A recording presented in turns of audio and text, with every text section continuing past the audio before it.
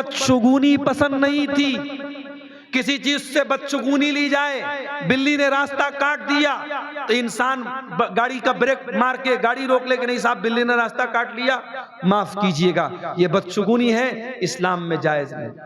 صبح صبح آپ اٹھے، کوئی نقصان ہو گیا، آپ کہتے ہیں یار پتہ نہیں صبح صبح کس کا منہ دیکھا تھا، کسی کا منہ دیکھنے سے نقصان نہیں ہوتا ہے، یہ بدشگونی ہے، اسلام میں جائز نہیں۔ ہماری مائیں بہنیں شام کے ٹائم کوئی ناخن کاٹ رہا ہے، ارے مت کاٹو رات میں ناخن، رات میں ناخن کاٹنے سے گھر میں برکت نہیں آتی۔ کون بولا؟ کون بولا کہ رات میں ناخن کاٹنے سے گھر میں برکت نہیں آتی؟ رات میں گھر میں کوڑا رکھا ہوا ہے، جھاڑو نہیں لگائیں گے، کیوں؟ رات میں جھاڑو لگانے سے روزی چلی جاتی۔ کون بولا؟ بہت ساری ایسی چیزیں ہمارے سماج میں رائج ہیں جو غلط ہیں بدشگونی کے نام پہ۔ میرے نبی بدشگونی کو توڑنے کے لیے آئے تھے۔ شوال کے مہینے میں عرب میں شادی نہیں ہوتی تھی، میرے نبی نے حضرت عائشہ کے ساتھ شادی کی شوال کے مہینے میں، اور رخصتی بھی شوال کے مہینے میں ہوئی۔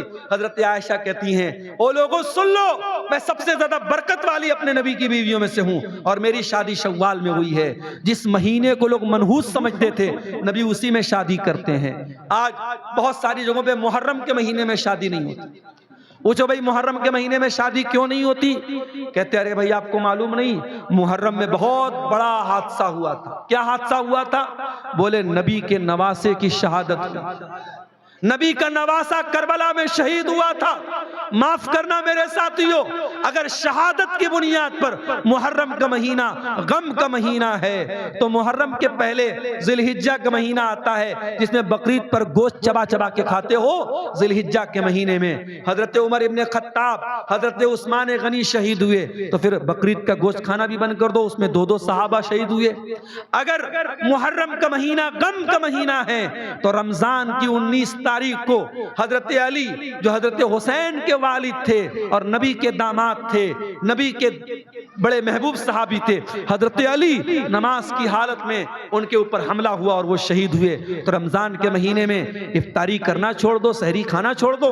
نہیں میرے پیارے ساتھیوں، یہ غم کا مہینہ کوئی مہینہ نہیں ہے، سارے مہینے خوشی کے مہینے ہیں، سارے مہینے مبارک مہینے ہیں، کوئی مہینہ منحوس نہیں ہے۔ میرے نبی کسی بھی چیز کو منحوس سمجھنا، کسی بھی چیز سے بدشگونی لینا، میرے نبی کو یہ چیز ناپسند تھی۔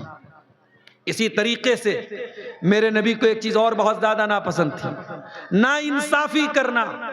نا انصافی کرنا، اگر آپ کو سماج میں فیصلہ کرنے کا اختیار دیا گیا، آپ کو پنچ بنایا گیا، آپ کو لوگوں کے بیچ میں فیصلہ کرنا ہے، تو کہیں ایسا نہ ہو کہ جو پیسے والا ہے، جو طاقت والا ہے، جس کا ورچسو ہے، جس کے پاس طاقت ہے، آپ اس کا ساتھ دیں۔ نہیں، نبی نے انصاف کا ساتھ دینے کا حکم دیا ہے۔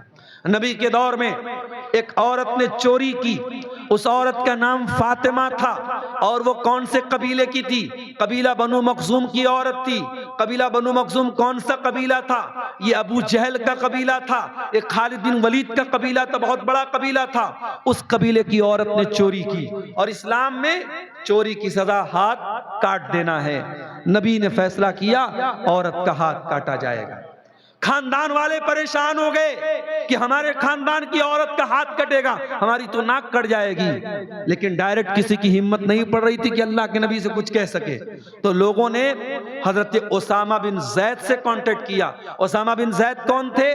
یہ اللہ کے نبی کے بڑے چہیتے صحابی تھے، نبی نے بیٹے کی طرح ان کو پالا تھا۔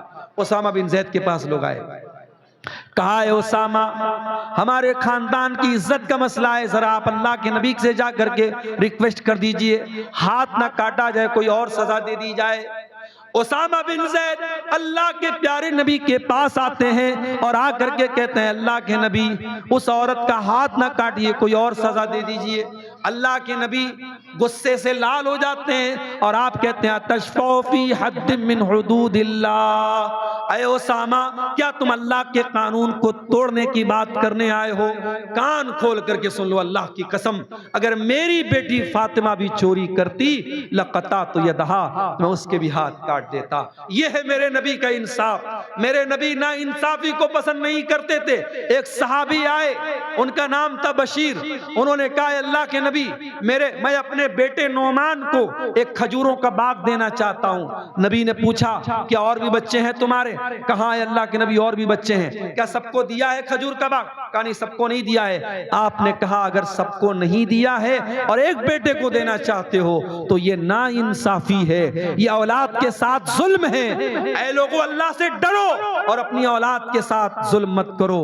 اور اے بشیر کان کھول کر کے سن لو، تم مجھے آئے ہو اس پر گواہ بنانے کے لیے، میں ظلم کے اوپر گواہی نہیں دے سکتا۔ معاف کرنا میرے پیارے ساتھیوں، اسی سماج میں بہت سارے والدین ہیں جو اپنی اولاد پر زیادتی کرتے ہیں، اولاد کے ساتھ بھید بھاؤ کرتے ہیں۔ ایک اولاد کو بہت کچھ دیتے ہیں، دوسری اولاد کو محروم کر دیتے ہیں، ایک اولاد کو اپنی جائیداد سے عاق کر دیتے ہیں۔ خبردار، اپنی اولاد کے ساتھ انصاف کرو، اپنی اولاد کے ساتھ انصاف کرو۔ یہ زمین تمہارے ساتھ قبر میں نہیں جائے گی، یہ جائیداد تمہارے ساتھ قبر میں نہیں جائے گی، یہ دھن دولت تمہارے ساتھ قبر میں نہیں جائے گی، تمہارا عمل قبر میں جائے گا۔ اگر اولاد کے ساتھ نا انصافی کرو گے، اللہ کیا گردن پکڑی جائے گی، اللہ کیا پکڑ ہوگی۔ میرے پیارے ساتھیوں، نبی کو یہ چیز بہت ناپسند تھی، آپ نا انصافی کو بہت زیادہ ناپسند کرتے تھے۔ اور آخری بات بیان کر کے بات ختم کر رہا ہوں، اللہ کے پیارے نبی کو بے حیائی سے بہت زیادہ نفرت تھی۔ اللہ کے نبی بے حیائی کو بہت زیادہ ناپسند کرتے تھے اور حیا کو بہت زیادہ پسند کرتے تھے۔ نبی حیا والے تھے، نبی حیا والے تھے۔ صحابہ کہتے ہیں اللہ کے نبی کنواری لڑکی سے زیادہ شرمیلے تھے، کبھی کوئی گندی بات آپ کی زبان سے نہیں نکلتی تھی، کسی پرائی عورت کو کبھی آپ نے ٹچ نہیں کیا۔ عورتیں آتی تھیں آپ کے پاس بیعت کرتی تھیں، پردے کے اس پار عورت ہوتی تھی، اس پار اللہ کے نبی ہوتے تھے، پردے سے بیعت کرتے تھے، کبھی کسی غیر محرم عورت کو آپ نے ٹچ نہیں کیا۔ میرے نوجوان بھائیوں، میری بہنوں، آپ کو نبی اکرم حیا کا درس دے رہے ہیں، اور نبی اکرم کی بیویاں اور نبی اکرم کی بیٹیاں سب حیا والی تھیں، اس لیے حیا والے بنو، بے شرم نہ بنو، بے حیا نہ بنو۔ آج سماج سے شرم و حیا کا جنازہ نکل رہا ہے، آج ہماری نوجوان نسل بے حیا ہو رہی ہے، آج اس قدر بے حیائی پھیل رہی ہے کہ بیان کے باہر ہے۔ آج ہماری چال ڈھال، ہمارا لباس، ہمارا رہن سہن بتا رہا ہے کہ ہمارے اندر حیا ہے یا بے حیائی ہے۔ میرے پیارے ساتھیوں، جس نبی سے ہم محبت کرتے ہیں وہ نبی حیا والے تھے، اس لیے اپنے اندر حیا پیدا کرو اور ہر بے حیائی کے کام سے اپنے دامن کو بچانے کی کوشش کرو۔ آخر میں یہ پروگرام والے آپ کے سامنے رومال لے کے جا رہے ہیں، ہماری مائیں بہنیں بھی بیٹھی ہیں، میں اپیل کروں گا کہ جس ادارے کے تعاون کے لیے پروگرام ہوا ہے، اس ادارے کی ترقی کے لیے پروگرام ہوا ہے، اس کا ضرور آپ لوگ تعاون کریں۔ اللہ تعالیٰ آپ سب کو جو ہے اس ادارے کا تعاون کرنے کی توفیق دے۔ اور یہ 2-3 سوالات آئے، ان کا جواب دے کے ہم بات ختم کرتے ہیں۔ کچھ آدمی آپ کے ہاتھ سے چندہ دینا چاہتے ہیں، 10 منٹ چندہ۔ اگر کوئی شخص میرے ہاتھ میں آ کر کے چندہ دینا چاہتا ہے، آ جائے، اس نیک کام میں دیر نہ کرے۔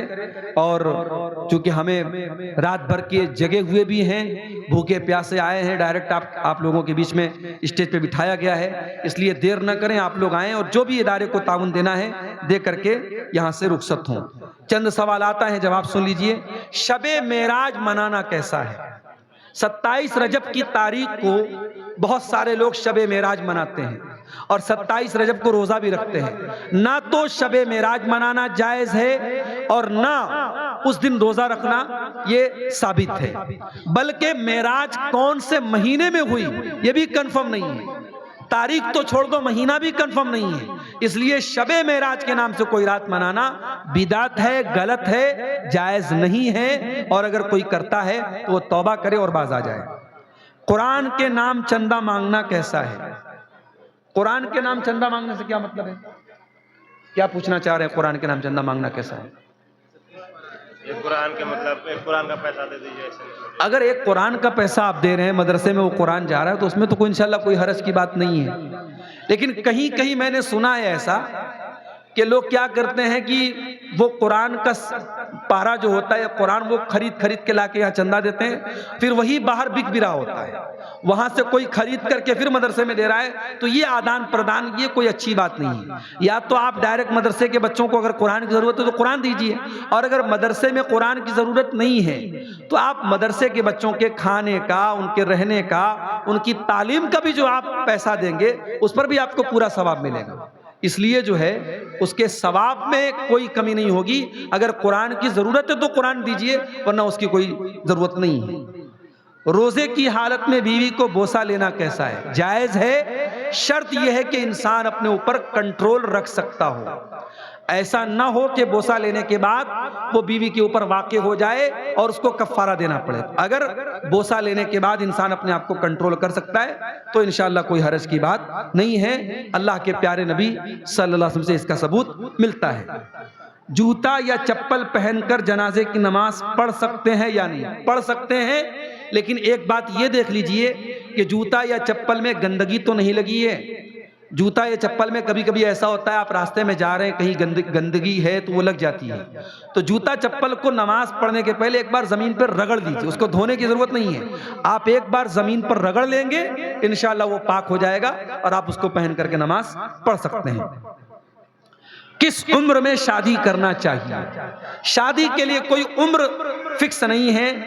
ہمارے بھارت سرکار میں لڑکیوں کی 18 سال اور لڑکوں کی 21 سال کی عمر جو ہے بھارت سرکار کے قانون کے حساب سے طے ہے. اسلامی اگر آپ قانون کی بات کریں، شریعت کی بات کریں تو ہماری شریعت میں یہ بتایا گیا کہ انسان جب بالغ ہو جائے، لڑکی کو جب مینسس آنے لگے تو وہ بالغ ہو جاتی ہے، اور لڑکے کو جب زیر ناف بال آ جائیں، داڑھی مچھ کے بال آ جائے تو بالغ ہوتا ہے. بالغ ہونے کے بعد، اور صرف بالغ ہونا کافی نہیں ہے، مطلب اس لائق ہو جائے کہ انسان گھر گرہستی کی ذمہ داری. بعض لڑکے جو ہیں وہ بالغ تو ہو جاتے ہیں مگر ان کا بچپنا اور لڑکپن قائم رہتا ہے، تو وہ عمر جو ہے مناسب نہیں. جب انسان بالغ ہو جائے اور میچیور ہو جائے، ذمہ داری اٹھانے کے قابل ہو جائے تو اس کی فوراً شادی کر دینی چاہیے. گھر کی صفائی کے دوران جال مکڑی کو مارنا کیسا؟ مار سکتے ہیں، کوئی حرج کی بات نہیں. مکڑی کا ذکر قرآن میں آیا ہے، اس کا مطلب یہ نہیں کہ مکڑی جو ہے اس کو مار نہیں سکتے. اگر وہ صفائی ستھرائی میں اگر وہ مر رہی ہے تو کوئی حرج کی بات نہیں. جان بوجھ کے اس کو مت ماریے، لیکن اگر آپ کی صفائی ستھرائی میں وہ مر رہی ہے کیونکہ وہ رہے گی تو گندگی پھیلائے گی تو کوئی حرج کی بات انشاءاللہ نہیں ہے. میرے علم میں ایسی کوئی دلیل نہیں ہے جس میں مکڑی کو مارنے سے منع کیا گیا. قبرستان کے زمین پر گائے بکری چرانا کیسا ہے؟ صحیح نہیں ہے. قبرستان میں مردے دفن ہیں، وہاں پہ ان کی جو ہے قبروں کے اوپر جب چلنے سے منع کیا گیا ہے تو پھر گائے بکری کو آپ چرائیں گے تو وہ بھی چلیں گی، اس پہ پیخانہ کریں گی، تو یہ بالکل مناسب نہیں ہے. قبرستان میں یہ سب حرکت نہیں کرنی چاہیے. اگر بیوی 2-3 دن سے شوہر سے بات نہ کرے تو کیا حکم ہے؟ بیوی کو شاپنگ واپنگ کرا دو بھائی، بات کرنے لگے گی.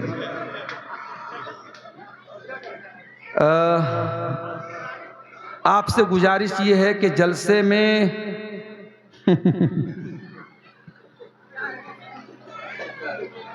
میں جو علماء کرام آتے ہیں، جو پیسہ ان کو دیا جاتا ہے، اس کے بارے میں سوال ہے کہ پیسہ کیوں لیتے ہیں، اور مولوی اور ماسٹر اور نیتا بچہ کیوں کم ہوتا ہے؟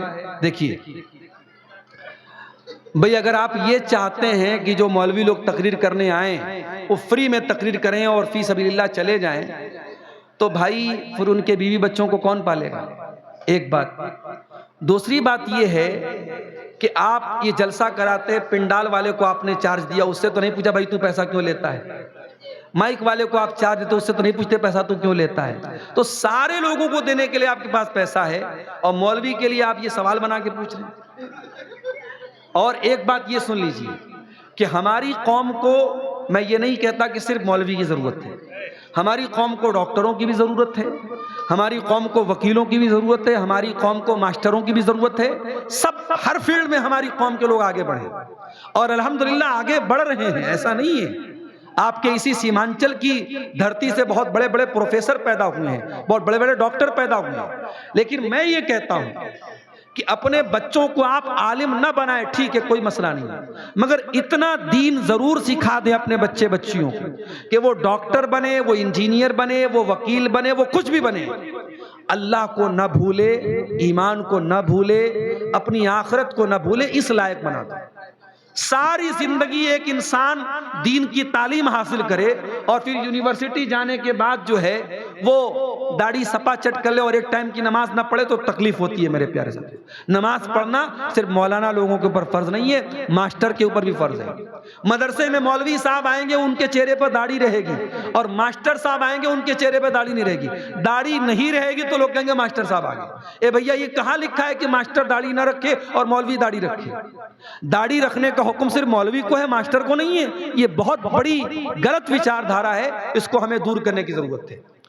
एक सवाल देखिए आया कि औरत के चेहरे का पर्दा है या नहीं है। देखिए, हमारे बंगाली बेल्ट में खास तौर से चेहरे के पर्दे का रिवाज कम है, मगर मैं ये बता दूं आपको कि शरीयत की अगर आप बात करें, कुरान और हदीस की अगर आप बात करें, तो कुरान और हदीस में चेहरे का पर्दा जरूरी है। इस मसले में जो मजबूत बात है, जो सही बात है, वो यही है कि औरत को चेहरे का पर्दा भी करना चाहिए। बहुत इमरजेंसी में डॉक्टर के यहाँ गई है, अब डॉक्टर को दिखाना जरूरी है, वहां चेहरा खोल सकती है। जहां चेहरा खोलना मजबूरी हो, वहां औरत चेहरा खोल सकती है। अब जाहिर है कि एक औरत घर से बाहर निकल रही है, मार्केट जा रही है, शॉपिंग करने जा रही है, या जलसे में जा रही है, तो अब वो नकाब पहन के जा सकती है, चेहरे को ढांप के जा सकती है, कोई मजबूरी नहीं है। तो चेहरे का पर्दा करना जरूरी है, मजबूरी में खोलेगी, ये खोलना जायज नहीं है। देखिए, ये एक बच्चा लाया है कुछ चंदा, सैफुद्दीन भाई हैं कोई, उन्होंने अपने माँ बाप के नाम से 1000 रुपए का ताउन पेश किया है। और ये किसका है? डॉक्टर परवेज साहब ने 1500 रुपए की रकम दी है। 2000 की रकम दी है।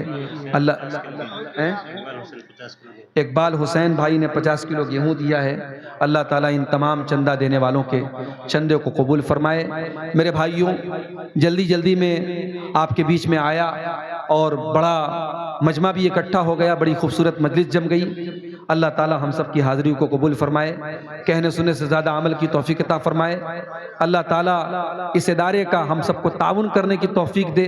माँ बहनों से भी गुजारिश करूँगा कि आप अपना ताउन यहाँ पे भेज दें। हमारे मर्द हजरात भी जो अभी तक इस कार्य खैर में, इस नेकी के काम में हिस्सा नहीं लिए हैं, वो आगे बढ़ें और आगे बढ़ करके इस इदारे का ज़रूर ताउन करें। जज़ाकुमुल्लाह खैरा।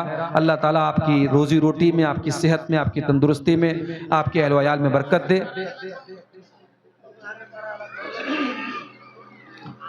बैतुल खला में मोबाइल ले जाना कैसा है अगर उसमें कुरान लोड है तो?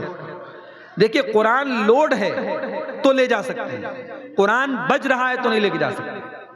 उसकी मिसाल ऐसे समझिए कि जैसे कोई हाफिज़े कुरान है तो उसके सीने में कुरान लोड है, तो क्या वो बैतुल खला नहीं जाएगा? जाएगा। तो मोबाइल की स्टोरेज में कुरान अगर है तो कोई हर्ज की बात नहीं है, लेकिन उसके वॉलपेपर पे